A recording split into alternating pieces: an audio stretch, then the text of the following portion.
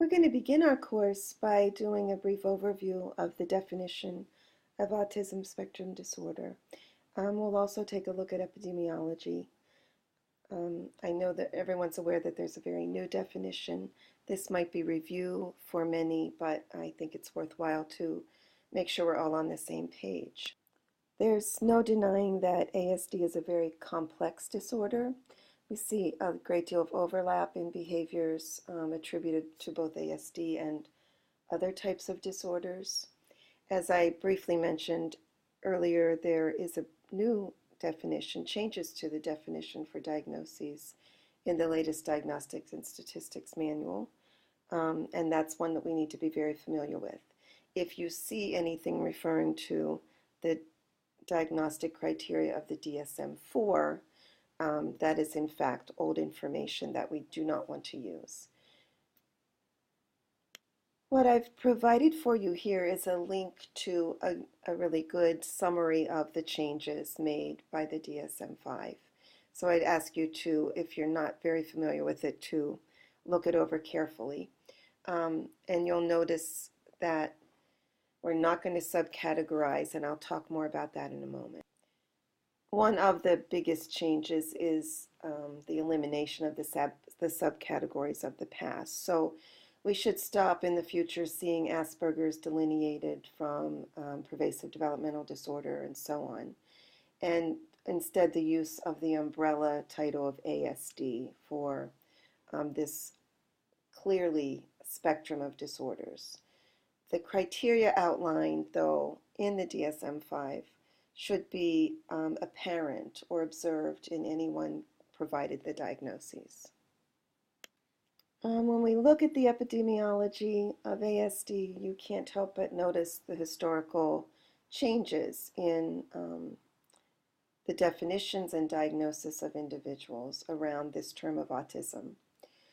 Even when I began in the field in school psychology, autism was a very rare condition found in school-aged children. And very often the children would not remain in the public school system. It was in the 90s, and really with the onset of the Asperger's diagnosis, that numbers just began to increase exponentially in the children being diagnosed. You'll notice in your chapter there's a brief discussion of Leo Kanner, who first used this term back in the 40s, when it was apparently diagnosed in 2 to 4 children in the 10,000. Our latest statistics from the CDC currently are 1 in 68. Most of this attributed to the real broadening of the spectrum. As an aside, when we talk about epidemiology, there is a delineation between the definitions of incidence versus prevalence, and this is noted in your chapter as well. For the most part, we would talk about the current prevalence of ASD, because incidence refers to a number of, in this case, people diagnosed with a condition within a specific period of time. Knowing that folks are now being diagnosed with ASD at variable ages because of maybe their high functioning abilities and the broad spectrum, it's much easier instead to talk about current prevalence versus annual incidence, for example, of cases of ASD. In the past, with the classic diagnosis of autism in children, it was thought that it had to be very apparent at a very young age.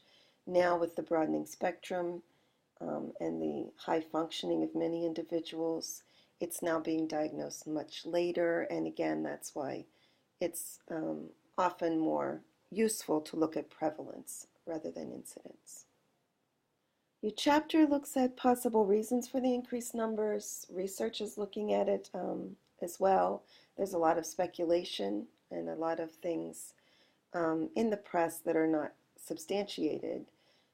However, some of the reasons that are pretty self-evident would be the changes in the diagnostic criteria, the great broadening of the spectrum, also the different methods being used in the studies of what the prevalence actually is, the awareness of autism spectrum disorders in and of itself has, I'm sure, resulted in many more people being identified, and also the recognition that it can be associated with other conditions.